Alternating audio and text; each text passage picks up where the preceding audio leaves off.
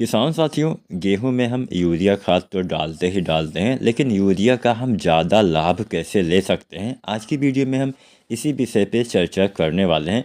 अक्सर क्या होता है कि हम बहुत सी ऐसी गलती कर बैठते हैं जिससे जो हम यूरिया डालते हैं उसका ज़्यादा मात्रा में उपयोग हमारे पौधे नहीं कर पाते हैं।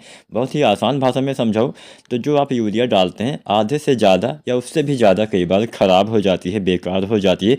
वैसे अगर आप बहुत अच्छे ढंग से डालेंगे तब भी आपकी जो यूरिया लगने वाली है वो मुश्किल से 30 से लेकर 40 या बहुत अधिकतम 50%, इससे ज़्यादा तो लगती ही नहीं है। तो औसतन 40% ही आपके पौधे इसका उपयोग कर पाते हैं। बाकी की मात्रा 60% या इससे ज़्यादा वैसे भी नाइट्रोजन आपका बेकार हो जाता है।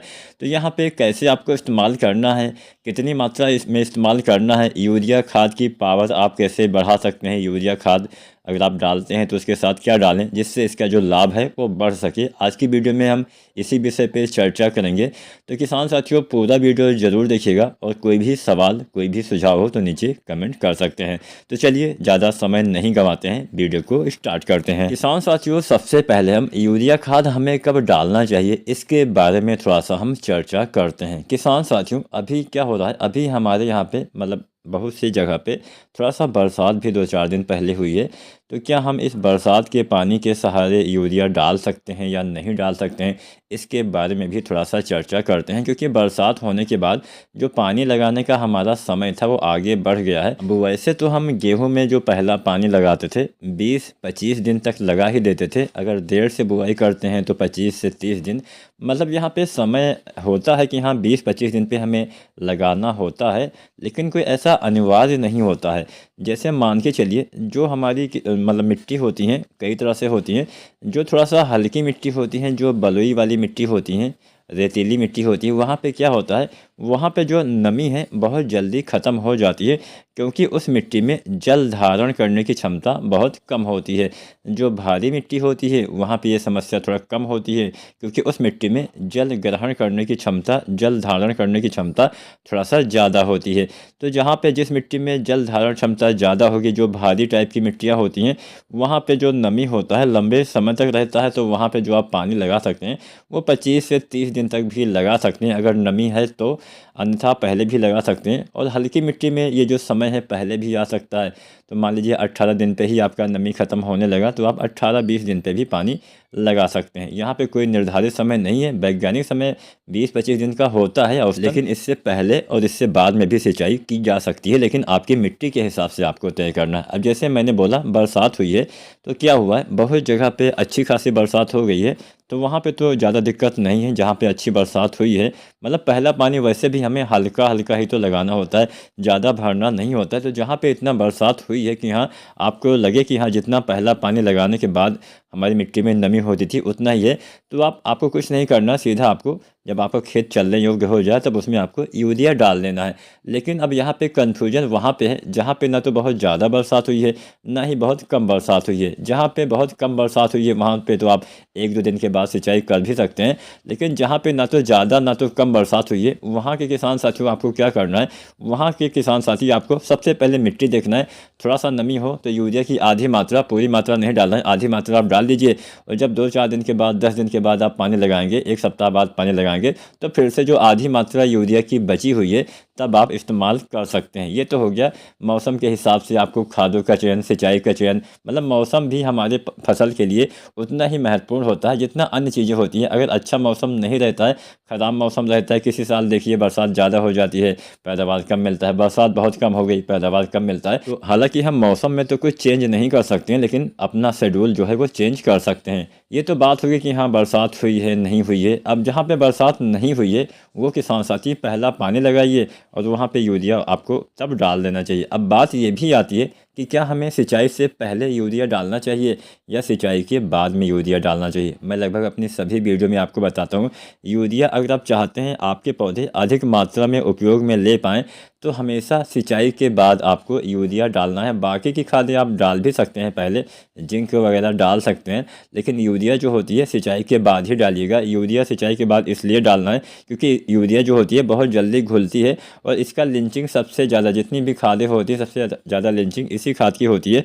तो यूरिया आपको हमेशा सिंचाई के बाद, अब जहाँ पे हल्की मिट्टी होती है वहाँ पे ये समस्या ज़्यादा होती है। हल्की मिट्टी में जैसे पानी बहुत जल्दी नीचे चला जाता है, उसी पानी के साथ आपका यूरिया में जो नाइट्रोजन होता है वो भी नीचे चला जाता है, जिससे आपके पौधे नाइट्रोजन का ज़्यादा मात्रा में उपयोग नहीं कर पाते हैं।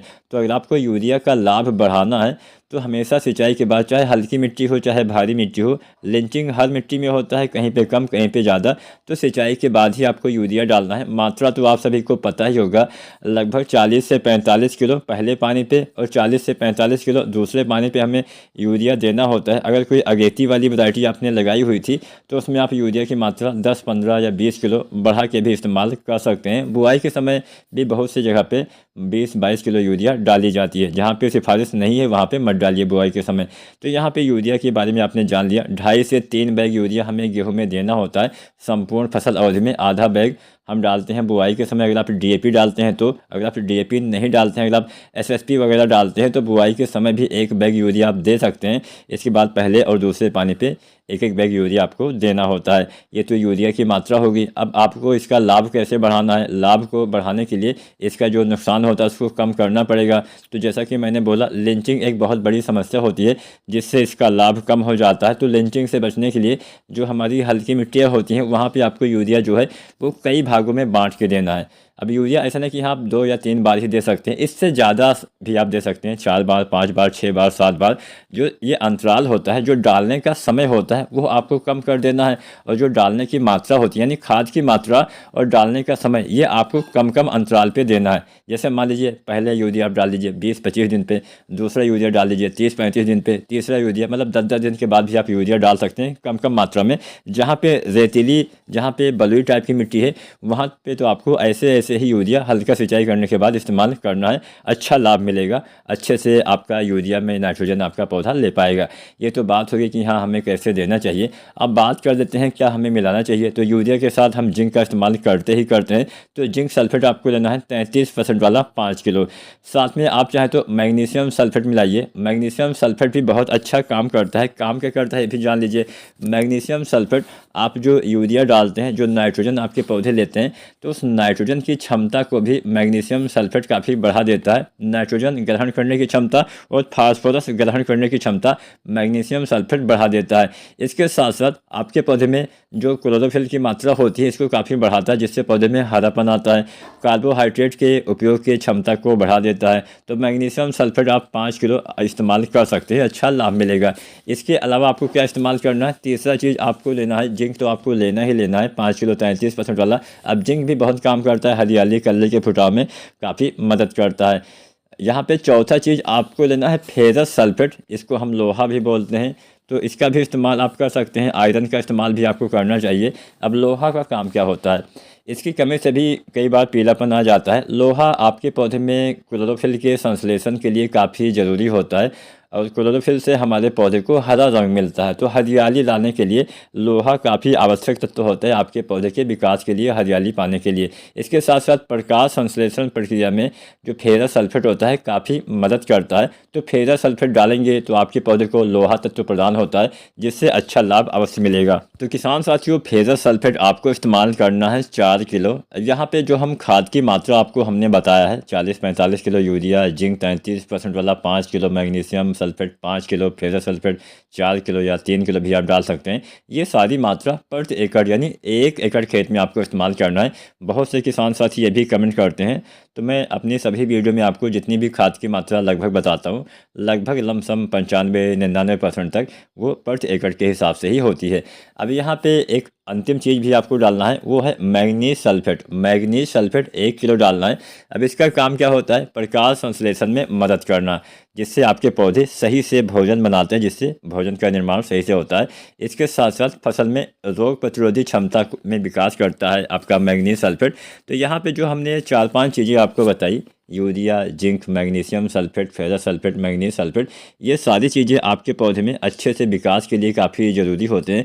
पौधे में नाइट्रोजन की क्षमता को भी ये बढ़ाएंगे, जिससे आपके पौधे में ज़्यादा नाइट्रोजन भी लगेगा, आपके पौधे में हरापन आएगा, आपके पौधे में अच्छे कल्ले का फुटाव होगा। इसका इस्तेमाल कब करना है?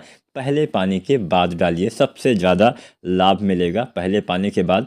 25-30 दिन तक इसका इस्तेमाल आपको कर देना है। इसके बाद भी इसका इस्तेमाल आप कर सकते हैं, दूसरे यूरिया के साथ भी इस्तेमाल कर सकते हैं, लेकिन पहले यूरिया के साथ अगर आप डालते हैं, मान लीजिए आपने पहले यूरिया 25 दिन पर डाली और दोबारा से आप कम कम मात्रा में यूरिया कई बार डालते हैं, मान लीजिए दोबारा से आप डालते हैं फिर से 30 या 35 दिन तक, तो यहाँ पे उस यूरिया के साथ, यानी मान लीजिए 20-22 किलो ही यूरिया आप डालते हैं, 2 भागों में डालेंगे, तो आप उसके साथ भी मतलब यूरिया के साथ इसका इस्तेमाल आप 45-40 दिन तक भी करेंगे तो अच्छा लाभ मिलेगा। वीडियो पसंद आई हो तो लाइक करें। धन्यवाद।